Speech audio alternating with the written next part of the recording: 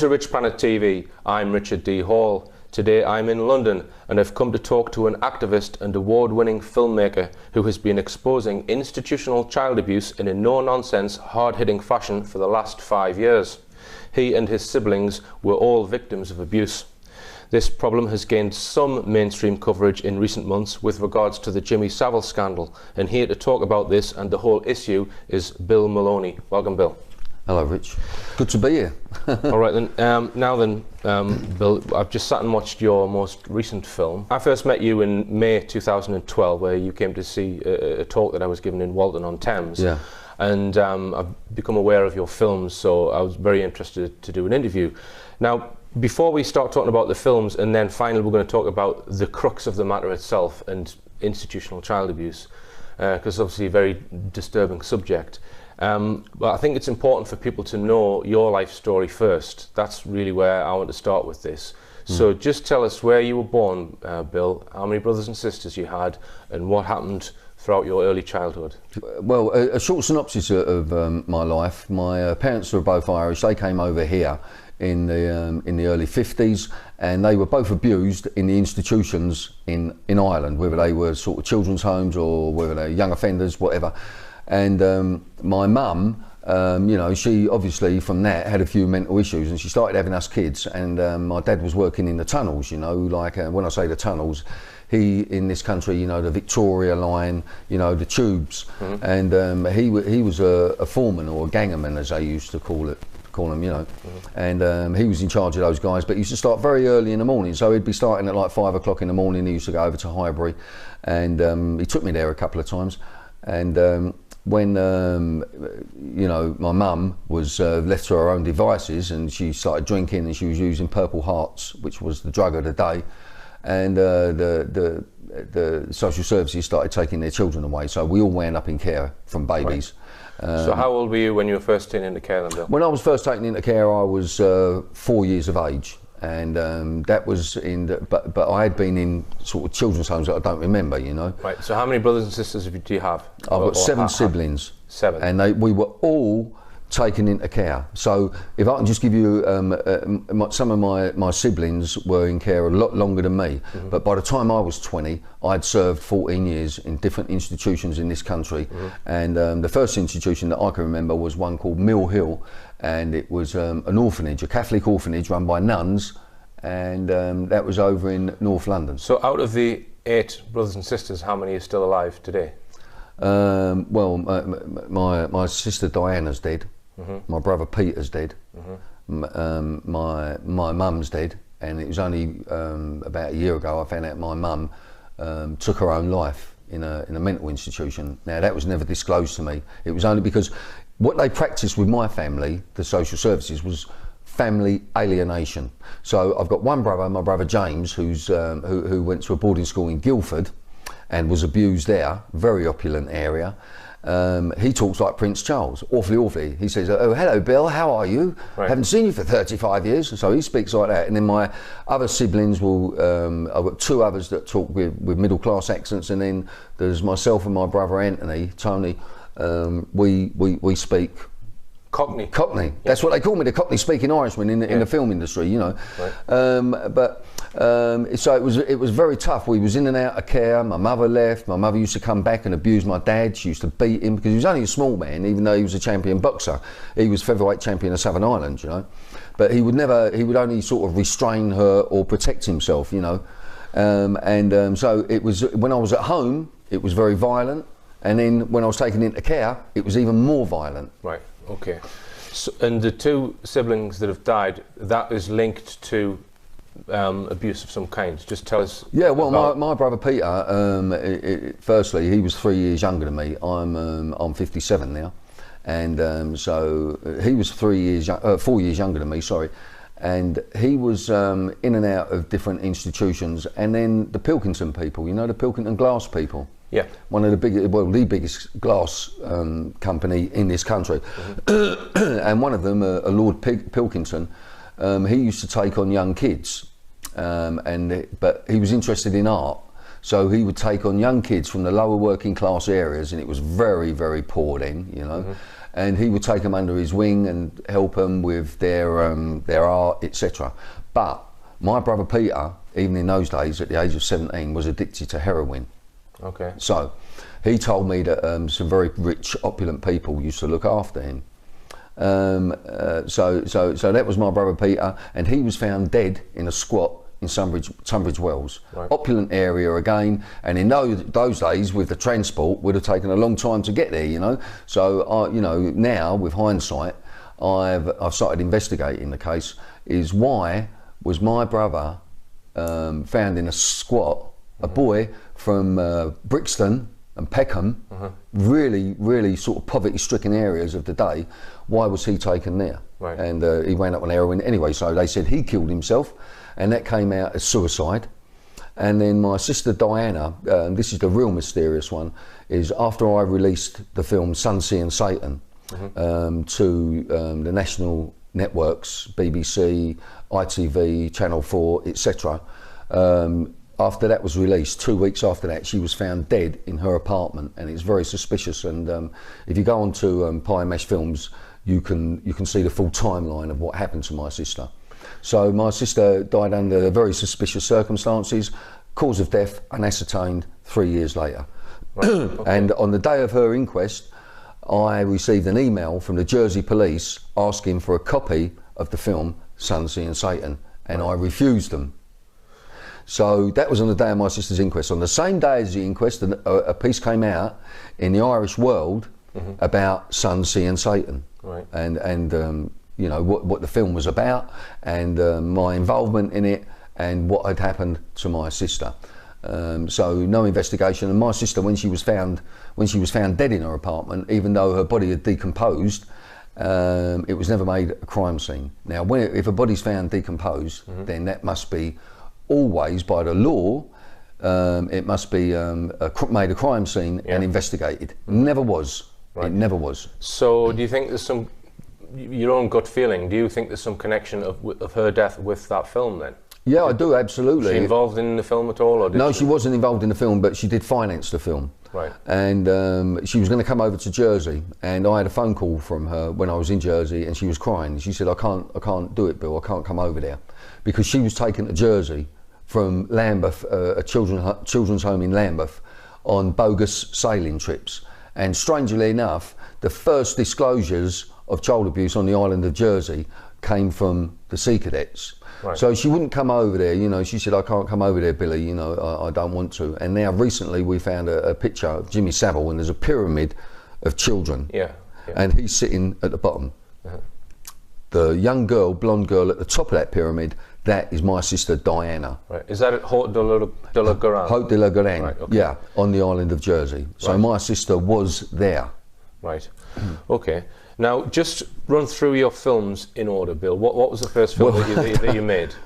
The first film, first of all, I started in the short film industry, and I made short films, you know, and all my short films were sort of like between 15 minutes and half an hour, and they were always they had social implications behind them, so social politics that I was interested in. Then, but not specifically child abuse, though. No, I hadn't come forward about my child abuse or my siblings to anyone, even to my wife. You know, I've been married to the same woman for 37 years, and it was only when I started 5 years ago, I left the film industry, because I was asked to be involved in the Football Factory and other Brit flicks, and a script I'd written myself, which was a social drama, by a film company called Vertigo Films. And but I left them because the film industry is very dirty, and it's dirty in more ways than one. And as it's coming out now, you know, we've got a lot of entertainers, because I see the BBC, I see TV as the film industry. I don't just, you know, of the day 35. It's got to be 35mm or 75. So before you got in making the child abuse exposure films, I was a filmmaker, dramatic filmmaker. So and how long were you involved in that for? Probably about 4 years I was involved in making dramatic films. Okay, so, but what about before that then? Well, before that, I was a hod carrier for 20 years, so I carried bricks on my shoulder for 20 years. I carried on a building site. On a building site, I worked hard, you know. I carried bricks on my shoulder. and now I'm carrying the kids on my shoulder, you know, if you like. But after that, I started up my own decorating company, and I was doing well, you know. But it was only when I reached about 40, I started to think about what had happened to me, because you know, I started thinking, like, I want to get in touch with my brothers and sisters, and I don't know where they live. I don't, because they had split us all up. I didn't know where anyone lived. So just spell that out, Bill. You're saying you were sexually abused as a child? Then? I don't know. Talk about that or not? Well, yeah, I'll talk about it. But as far as I'm concerned, I don't know. Now, when I was I was in an experimental boarding school, and it was called Beechcroft in Tooting Bec. And when I went there, I was 12. And I used to have a reoccurring dream. It was like I was asleep, but my arse, my anus, I was in pain. Right. And sometimes in the morning, that pain, I could still feel that pain. But it was like there was dreams and I couldn't wake up. Now, the majority of my abuse, I took a lot of beatings, especially in the children's homes, up until I was about 12, until I went to Beechcroft. By sort of female carers, nuns, whatever. The females were very, very spiteful. And then once I started hitting Beechcroft and institutions like Beechcroft, and then young offenders institutions, then a lot of my abuse was again beatings in the institutions, and also I was often put into some kind of solitary confinement, and I was put into solitary confinement as a child as well. You know, so whether that was in a cupboard under the stairs in a children's home, or whether it was in a young offenders institution in a cell. So that was my abuse. But you know, drugs were used, and there's a book. It's called Pin Down, and it's written by you all might like to see it. It's written by a lady called Cooper, and. In that, she's talking about drugs being used on children in children's homes, and that's what triggered it for me. So, you know, so you put two and two together, and you thought that maybe you were drugged and then abused when you were unaware of it. Yeah, because some mornings I'd wake up and I was just so drowsy, and there was problems like that with a lot of kids. But in the experimental boarding school in Tooting Bec, there was a prolific paedophile. He was to become a prolific paedophile, and even in the newspapers they were calling him public enemy number one. His name was Leslie Bailey. He was a black guy, and Leslie Bailey, he wound up the main thing that he was arrested for, though there were many terrible things that he'd done to children. There was him and 3 other guys in a caravan, and they raped and attacked, raped and killed, I believe it was a 9-year-old kid, tortured him. So this boarding school that I went to, it was experimental, but we were told we were maladjusted, which were kids from dysfunctional homes, but we had to, were supposedly, we all had high intelligence of some sort. Okay.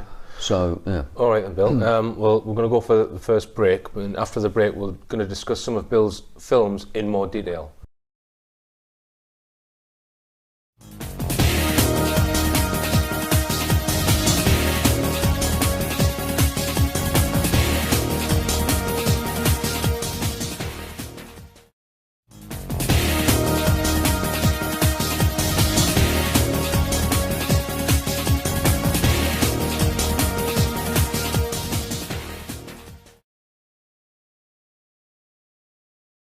Welcome back. I'm talking to Bill Maloney about institutional child abuse. Now then, Bill, let's run through your films. What was the first film that you made that was covering this particular issue? Well, the first film I made, I went to, I made a film, actually. It was a drama, and it was called Lunatic. And Lunatic was about a guy whose life was, you know, revolved around the full moon, the moon cycle, because the moon is a very powerful, you know, entity, if you like. And when you think about it, the moon is it's responsible for our highest tides. When there's a full moon, that's when you get your highest tides. Okay, so our bodies are sort of 84% water. So I always believed that it affected us, you know, and you find that a woman's premenstrual cycle is exactly the same as the full moon, every 28 days, you know. So I made this film, and this guy, it was like a gangster film, but it was a gangster without a gun. And there was a lot of social issues involved in it. So this film was chosen to be entered for the New York Independent Film and Video Festival, Right. and that was in Greenwich Village. So I went out to represent that film, and How long was the film? the film, it was 90 minutes, but it was Oh, a right, so drama. full length. Oh yeah, it was a full-length feature. That was the first feature I made after, most film directors, they start off in the short film industry and then they build up. So that was my first piece of work. So And what sort of budget did that have then, Bill? Was it like a low budget film? yeah, that was very like micro budget, Right, because okay. I walked away from Vertigo Films and told them really to Right. shove it all, and because I wanted to do my own work, because I didn't trust their editing and it was too controlling, too manipulative. Because Right. with a film director, what people have to understand is if you're a film director, everybody who works on that project, and there can be hundreds if you look at some of the big epics, but of all those people that are involved in the film, their duty is to make sure that the director gets his vision up on that screen. That doesn't happen.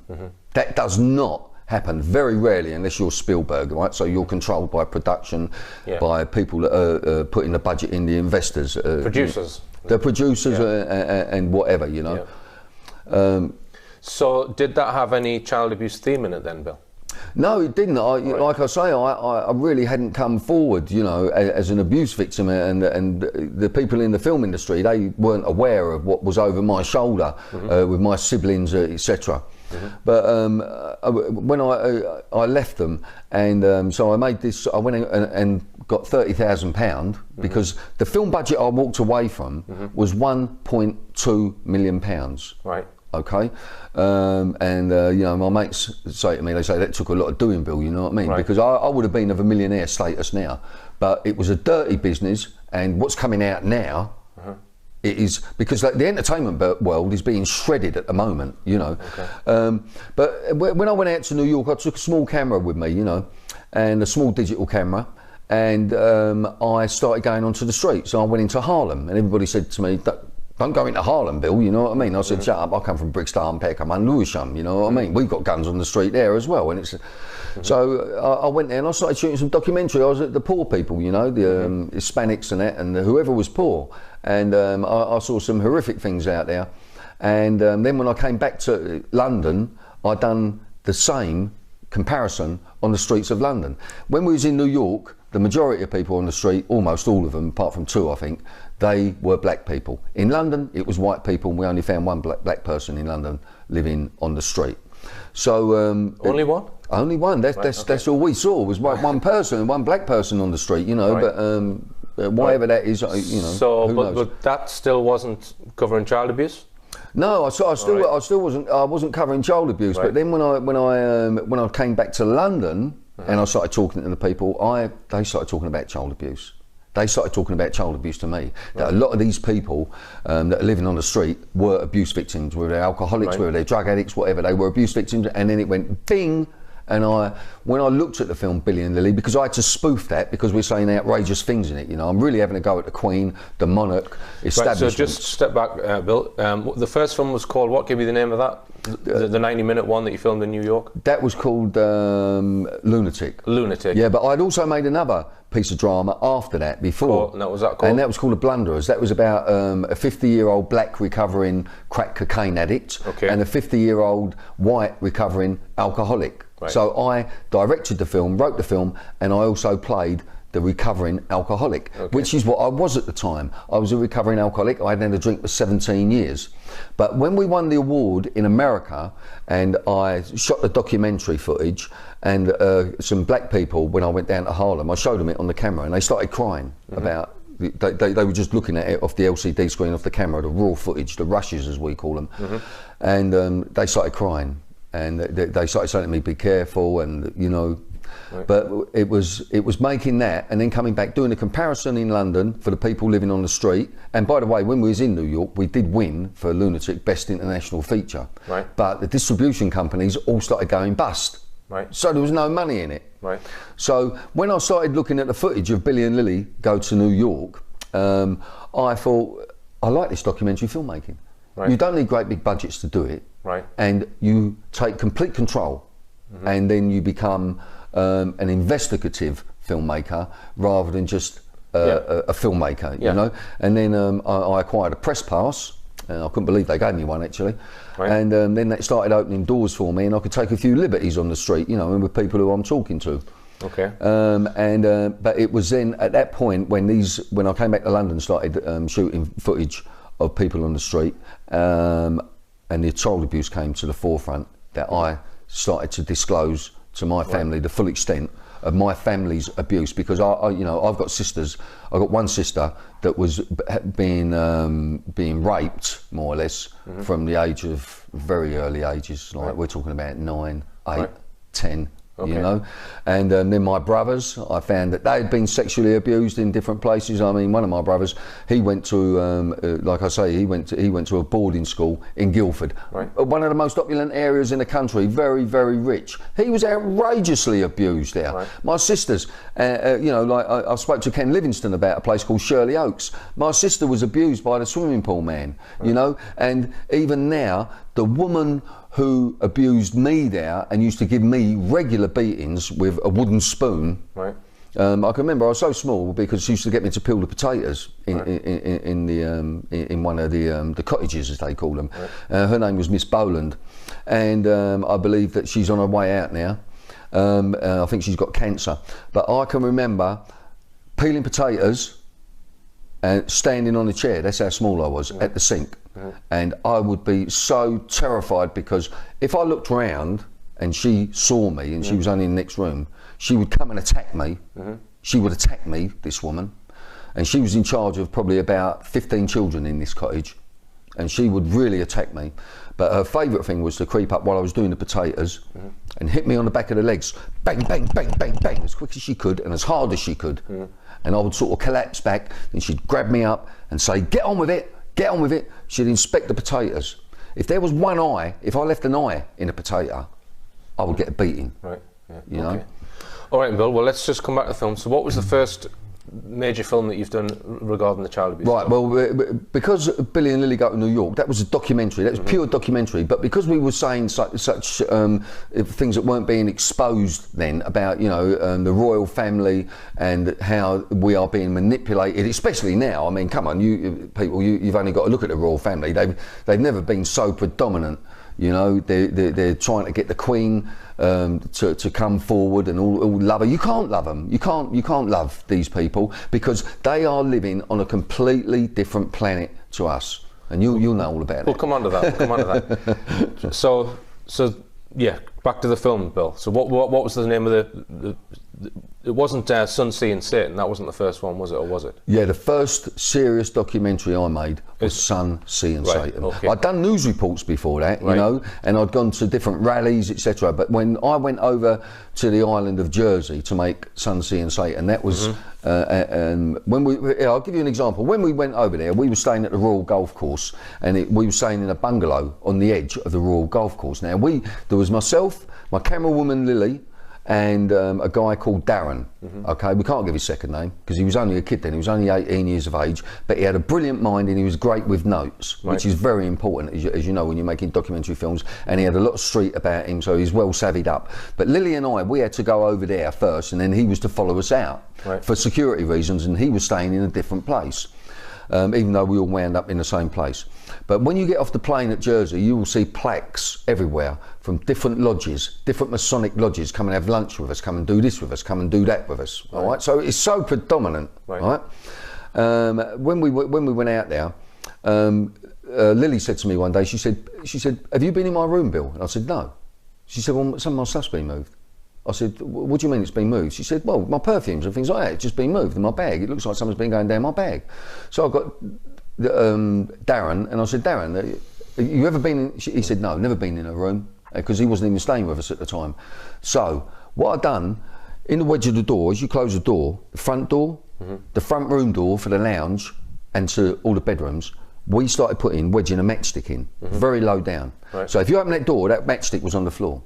Now, 3 occasions we went back after shooting footage and being followed on Jersey, and the matchsticks had gone. Now, we had requested no cleaners. We were guaranteed that no one would go into that bungalow because of we had sensitive equipment in there, etc. So that was part of the deal when we went there. And I went and asked the guy who owned it. I said, "Has anyone been in there?" And he said, "No, why?" I said, "Well, you know, we've had a couple of things. You know, maybe we've misplaced them, and we thought they'd gone missing." I said, "And my driving licence has disappeared." So he said, "No, I'm sorry, I can't help you, but I can assure you that no one's been in there." And it was, I got a phone call from my sister. She was going to come out there. And she said, "Billy, I can't come out there." She was crying. She said, "I've had a letter from the House of Commons, and I want you to see it." And I said, "Can you read it to me?" She said, "No, I haven't got it with me at the moment." She said, "And I don't want to read it over the phone." So I said, "Okay." I said, "Look, don't worry, darling." I calmed her down. I said, "We'll be home soon." I said, I sent Maria, I phoned England, and I said to Maria, my wife and producer, I said, "Will you go around and see Diana, etc., and calm her down?" When we came back, and we edited the film, it was released, as I say, to all the major broadcasting companies. Right. And within 2 weeks, my sister was found dead in her apartment. So what did the letter say that she got from the government then? She didn't say. She didn't want to say on the phone. All right, and so you've never seen that letter? No, I've never seen that now. All right, okay. And that was Sun Seeing Satan. And can people watch that online? Yeah, I mean, all of our work, you know, people can go. Just give the domain name, Bill, so where people can watch all of these films. Just go into www.pimsfilms.com and you'll see all our work up, and we put all our work up for free, because when the distribution companies collapsed, and when you're trying to sell DVDs and they're not selling because of the recession, and you've got important work and information like we've got, and you've got a background like I've got, it's not about the money, as the song says. It does not matter about the money. So I said to everyone at PMS Films, listen, we just got to put them up for free, because it is imperative that this information gets out. So that is how we survive. We survive from donations, from you know, wonderful sort of empathetic supporters, you know, and we still do sell a few DVDs, because people, if they watch our work online, sometimes it buffs, and so if you want to watch it, I'd like to say that to you, if you want to watch it, we do sell the DVDs, you know, and all that money goes back in to our work. Sure. Now I just want to ask you, have you got any inkling as to what might have been in that letter that she was referring to on the phone? No, I haven't. I haven't got any inkling at all what it was about, but she was terrified. But she was financing you to make that film? Yeah, well, yeah. So she's getting a letter from the government, and you're making a film in Jersey about child abuse. And she's got a letter off the government, yeah. Right. And like I say, her cause of death was unascertained. And you can also, if you go to PMS Films and look on the blog, you will see the full timeline of what happened, you know, around my sister. In that particular film, you come across a house, if I'm getting this right, where there's a bust of a young child in there, and it's performing an obscene act. So it's like a grotesque statue that you get very oral sex. Yeah, you get on a penis. Yeah. So you got in the film. It's obviously completely freaking you out, and you sort of lose it. Yeah, a little bit. You lose it, and you drive away, and you're getting all upset and everything. And this isn't a criticism, because obviously it's affecting it. Me, I'm not taking it as a criticism. Don't worry about it. I would have just knocked on the door and shoved the camera in the face of whoever answered the door and say, "What's that doing there? Can you explain that?" Yeah, but it's so affecting you. Yeah, but would you have done that? Would you have done that, Rich, if you'd done the matchstick trick? Yeah. If you've got the phone call from your sister and the strange persona on the island, and when you see statues like that, and they're only we timed it in the vehicle at 30 miles an hour. It was 2 minutes and 20 seconds from Haute de la Garenne. 2 paedophilic statues. There was 2 of them there, and there was also a chimpanzee there as well, and chimpanzee is black magic. Right. Yeah, the dark forces, like the Queen was talking about. So I had been there when we discovered that 4 days. I was out there for 2 weeks.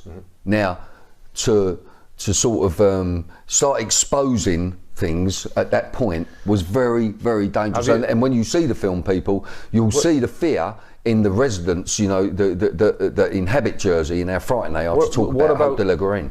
What about submitting? Because if you were to get that letter, that would tell you a lot, surely. Well, I don't know where that letter is. Right. Have you tried a Freedom of Information request? I know it sounds probably. Well, when I came back and I found out, you know, after I found out that my sister was dead, I was absolutely devastated. And when I got back to England, I received a phone call from my sister, and I said to her, I was in an editing suite, and it was very late. It was about 2 o'clock in the morning in Whitstable in Kent, and she phoned me, and she was in a bit of a state, and she had a couple of people there, and I can't say their names at the moment, but I said to her, "What's your security?" And she said to me, "I can't guarantee my security unless you get your arse back here." Right. So I said, "I'll be back tomorrow." Right. But she was dead. Right. So you don't know of anyone that she might have shown that letter to? I know these are probably obvious. I know we've already looked at all that, yeah, but we don't know. But we do have people that we're looking closely at. You know, there was a woman involved with her. Right. And then it found out that this woman was supposed to be a friend, and then we found out that she was working for my sister's solicitors, because my solicitor had a case running for 7 years about her abuse, because my other brothers and some of my other brothers and sisters have taken, you know, the Home Office to court and received compensation. Right. But all right, Bill, we'll go for another break, and we'll be talking more about some of Bill Maloney's films after this.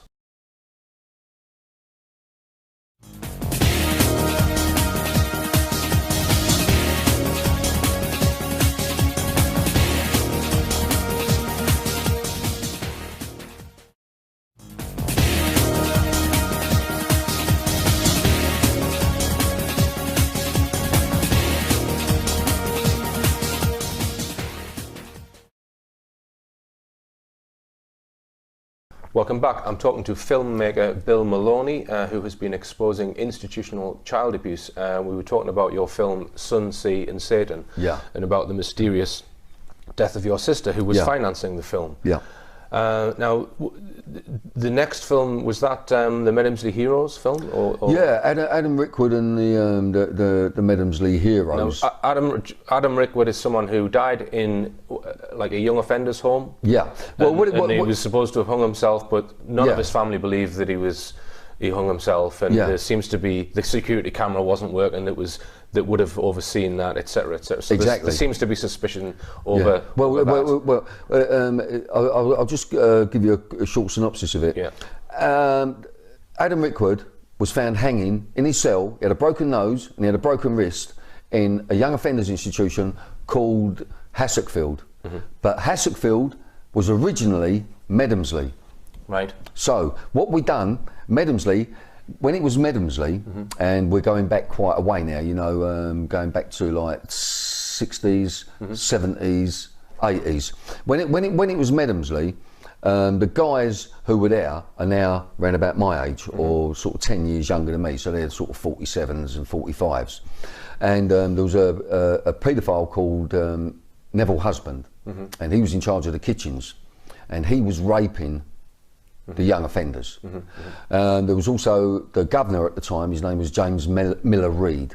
When the investigation into Medimsley started, James Miller Reid was found dead in Canterbury.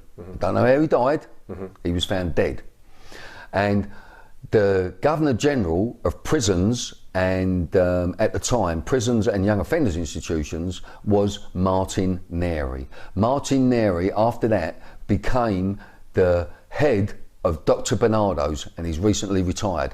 Strangely, he retired after Adam Rickwood and the Medimsley Heroes came out. So you think he was kind of moved to the side? Absolutely. And these other two guys who were involved in the abuse directly died? Yes. You don't know how? Yes. Well, Neville Husband died about 3 or 4 months after he was released from prison, and they were taking the kids, the young offenders, they were taking them out of the young offenders. So your film that exposed all of this, right, okay, has obviously created waves, we'll put it that way, putting the truth out about what's happened. Now, did that get mentioned in Parliament by David Cameron? Yeah, but it did. Now, for me, it wasn't the film, because what it was a member of Parliament who saw the film, Adam Rickwood. I just want to reiterate, Adam Rickwood, he was in Hassockfield, which was originally Medimsley. So Adam Rickwood brings it up to date and tells us that it is still going on now. Sure. Okay. Yeah. And What was David Cameron's comment on the film? Well, David Cameron, I don't know whether David Cameron's seen the film, but there was a member of Parliament who had seen the film, and he asked the question to David Cameron, what are we doing about the Medhemsley guys? Now, now. Because they sued the Home Office now. £3 million was allocated to the Medhemsley case. There was 12 victims of Medhemsley that had come forward at the time. Out of that £3 million, £500,000 went to the victims. They wound up with between 50 and 40 grand each, right?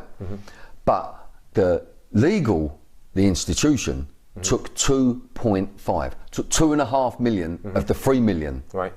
So their solicitor, the Medhemsley Heroes solicitor, his name is David Greenwood, and it was 2 weeks ago. There was a major article in the national papers, I believe it was in the Daily Mail, the Mail on Sunday, saying that he has been trawling for victims, and he's been representing them, and he has made his company. They're called what's the name of the company?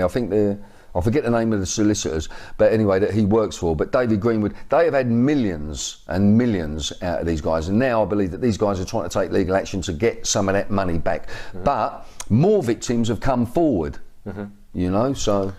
So, did Cameron, what was, because I haven't seen that actual comment. Right, well, so what it was David Cameron, he was sitting, before he was Prime Minister, he sat on the select committee that decided what Cameron, what compensation and how the guys were going to be treated in the courts. And at the time, when he was on the select committee, Jack Straw was the Home Secretary. Now, Jack Straw also pushed it through about 2 or 3 years ago that any child in the care system is not that has been abused is not allowed to put that information into the public domain to protect the child. He says, Jack Straw. But Jack Straw was given the job of overhauling the sex offenders register when his own brother William was on it for 2 counts. And one of them was a 14-year-old girl, and violence was involved. Now, all he got was a £250 fine and £750 court costs. So he had, as far as I'm concerned, an interest because his own brother was on it.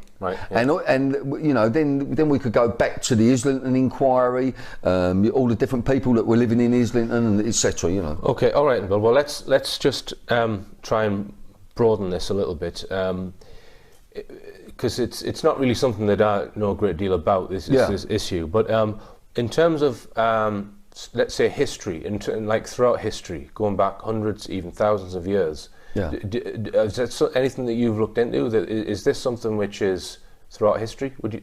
Well, you see, paedophiles. There are a lot of paedophiles. You know, I was told, I was given some information by a police detective, and then I looked it up, and I found it on other blogs and other websites that apparently 1 person in 4 has a paedophilic tendency. Okay, well that's. But you've also got the one person in 4 has a paedophilic tendency.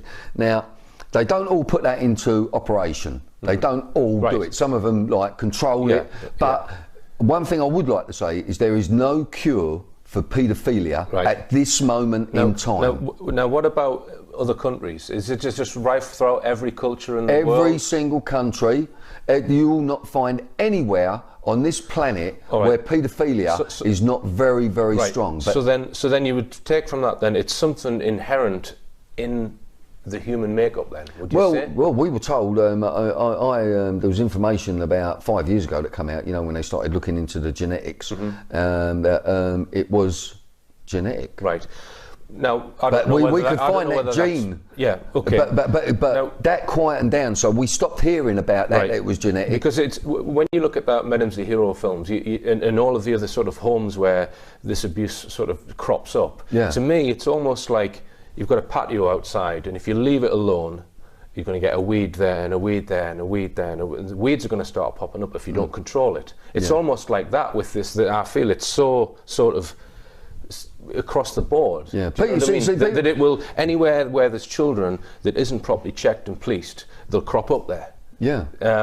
Which is. But the point is, with the kids that have been abused, especially in institutional paedophilia, you know, like incestuous paedophilia is completely different. But you still have Stockholm's syndrome. You know, Stockholm syndrome is where the victim believes that the perpetrator is a good friend. Now you get Stockholm syndrome in all kind of paedophilia. You know, whether it's incestuous, institutional, or just guys on the street. They might, you know, they procure. Now, I interviewed a chap called Neil Sanders, who studies mind control and perception management and this kind of thing. We spoke about the Jimmy Savile case, and he was suggesting, and you know, he may well be right, that the whole phenomenon.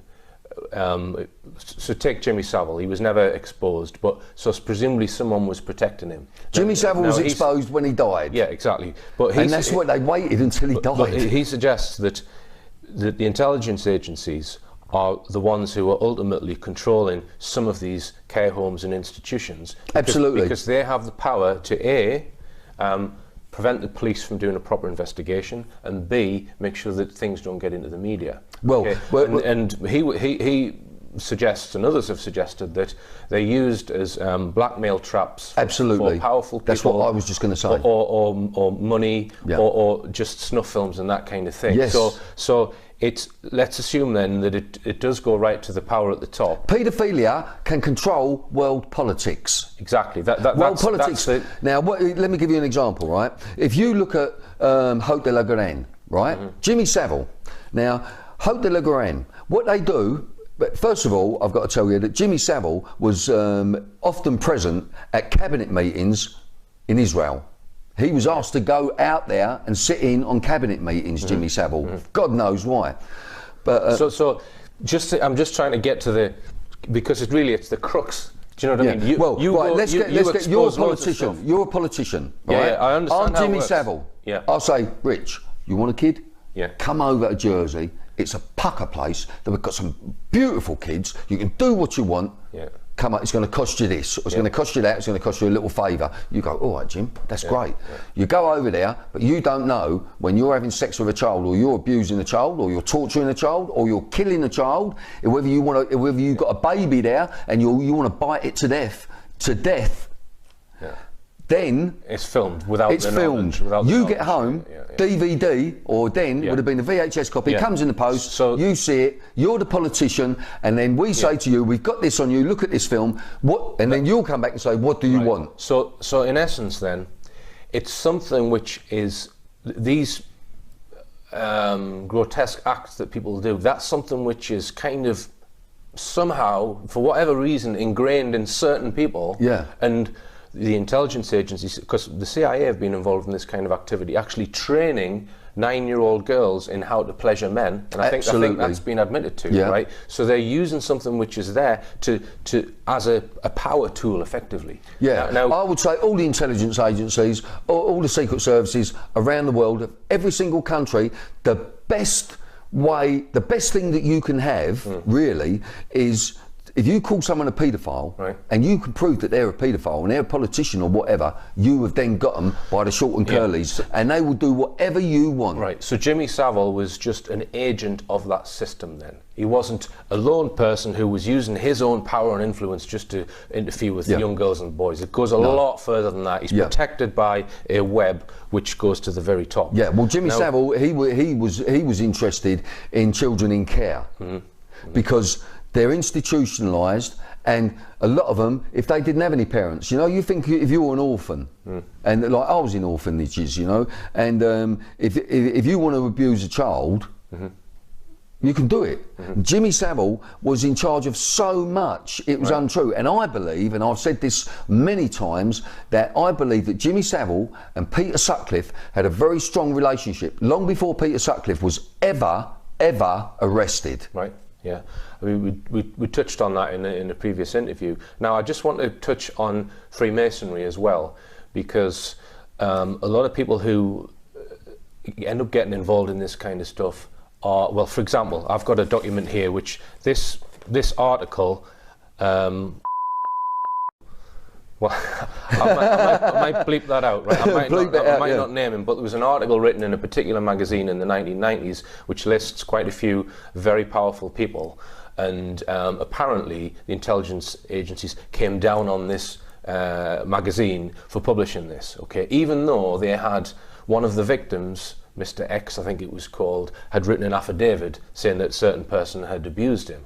Well, yeah, the Krays were giving children to Ted Heath, Edward Heath, who was our Prime Minister, and that has been proved. And you know, even the national papers have put that in. Right, but in this article, it lists 6 police officers, some of them detectives, who were known to be Freemasons, who were the ones who were not prosecuting anyone involved in this particular ring. Yeah. Okay, so. Have you looked at Freemasonry at all, and is that something that you try and yeah, I'm interested. expose? I'm interested in looking at you know, because that's one of the networks that they undoubtedly are using. Well, I'll tell you, after I won my first award for a film, right, that was a short film.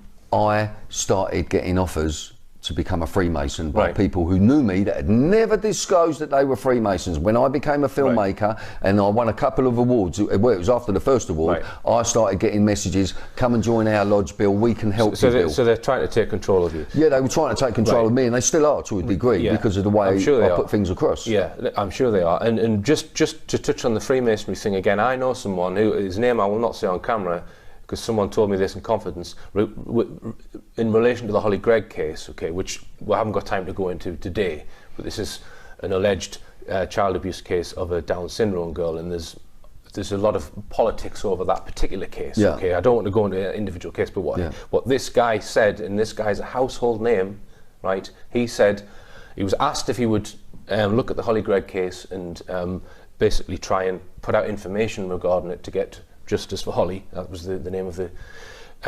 He said, "I'm not going to touch that case because that is a Masonic conspiracy." So he wouldn't go near it because it was a Masonic conspiracy. So that led me to believe, well, does that mean he's a Freemason? And are Freemasons? How much of it is controlled by the Freemason hierarchy, do you think? Do you think how much institutionally, the Freemasons have to be involved. They have to okay certain things, otherwise you're out. It is the power. It is the power at the top of the pyramid that allows certain things. I was told by someone who's, I think I was talking to David Icke actually, and he said to me that the Masonic involvement in child abuse, you cannot take child abuse out of Freemasonry because you'll have a lot of them are in it just for that. You know what I mean? Okay. Now, and we're talking about big rings. We're talking about parties. You know what I mean? Serious parties where they're getting children of 9 years of age. They're giving. So you're a young boy and you're 9 years of age and you can't get an erection at the party because you're nervous. They say take that. They give you a Viagra. Yeah. Then they will make kids have sex in front of each other, boys and girls, boys and boys, whatever. And you know, let's just the horrors come on to how you want to tackle this. Someone rang me up after this Jimmy Savile thing came out, right? It was a woman who was absolutely fuming. She was saying, "Richard, what can we do? What can we do? What can we do?" And I said to her, "Well, the affidavit that's mentioned in this article is what's needed. You need the victims to come out and name who they've been abused by and sign an affidavit, because without that you've got nothing to go on. You've just got, a lot of it is rumour, okay? So it's got to go into a court of law at some point, but can I just say that 90% of all victims that make claims never get their day in court. It's always settled out of court. And they are put under pressure and duress by their solicitors, because I have first-hand experience on this with Richard Hall, similar name to you, who is in one of the victims in Adam Rickwood and the Medhamsley Heroes. When he said to his solicitor, he said, I want to go into court. I don't want to accept £40,000 because I said to Richard Hall, I said, that is like giving you a gun, because he's abusing himself with like anything he can get, drugs, alcohol, etc. So with, you know, it's... They want to actually have their day in court and have the person brought to justice. But the solicitors don't want them. And this solicitor, David Greenwood, even told his clients, and he had hundreds of them from different institutions, I think 58 different institutions, this firm, Jordan's, the solicitors are called. They have dealt with 58 different institutions. Some of these institutions have 100 people coming forward. David Greenwood gave instructions to all the victims, don't talk to the police. That's a bit strange. So the solicitor either didn't trust the police or the police didn't trust the solicitor. Yeah. So other than victims coming forward and giving affidavits, being brave enough to stand up and either go on camera or give it an affidavit and press charges, what you're proposing in your latest film, which I'll just give the name of, it's Bill Maloney shouts amnesty for paedophiles who expose the rings they work for, and that's coming out, well, it's out now. You can watch that from Bill's website. So what you're wanting to do, and I would imagine this is controversial, Bill, yeah, but I can see the logic in how it would work. Yeah. What Bill's saying is that if a paedophile who's involved and has committed crime, i.e. paedophilic crime, comes forward and names everyone else in that ring, that first person will get protection and will not get prosecuted, and then they catch everyone else in the ring. Absolutely. So and just explain, I mean, I've explained it there, but... it's the paedophile rings, obviously, you can have 100 people, 200 people, a whole institution, out of institutions, and if you do that, the one person that's going to come forward and expose, because it's coming on you and you're going to get it. We are people like we are really seriously. We are coming to get you proper, and we want we're going to get the tariffs going up. The punishments are going to be longer. It will cause mayhem amongst paedophile rings. I know you get solitary paedophiles that work alone, but if we could do this, then who knows what names will come forward, because paedophiles are cowards. They are cowards, and if they find out, supposing you're a paedophile and you've been, say, you could have been involved with a young child with a small group at a party, and a child could die from injuries caused to it by or whatever, so that is going to terrify you for the rest of your life, the crimes. Right. Now, if you have that chance to go to the police and say, I was working with X, Y, Z, this happened, that happened, you push forward the evidence, these people become arrested, that paedophile should be given amnesty, though he should still be watched. Right, okay. I can see give him a new identity, but still monitor him very closely. I can certainly see how that might work, but who would have the authority to put, because what you're saying is you're going to let one of them free. Yeah. Who would have the authority to do that? The people. Right. The people of the country. That's what you should all be doing. You should all be pushing for this, so that if a paedophile exposes a ring that he or she has been working with, that they get amnesty. And we might have to allow a few paedophiles to get off, though we will still monitor them, but imagine what they will disclose, how many people they could disclose, and that is the way that we will get to the top people, to like whether they're royalty, whether they're politicians, whether they're involved in the army, but senior people will then be caught, because they're the ones that are continuing it, and that is why they are being protected, especially in Freemasonry. This is the thing, Will, if we're correct that the intelligence agencies are involved in these blackmail traps, etc. And that who do the intelligence agencies ultimately protect?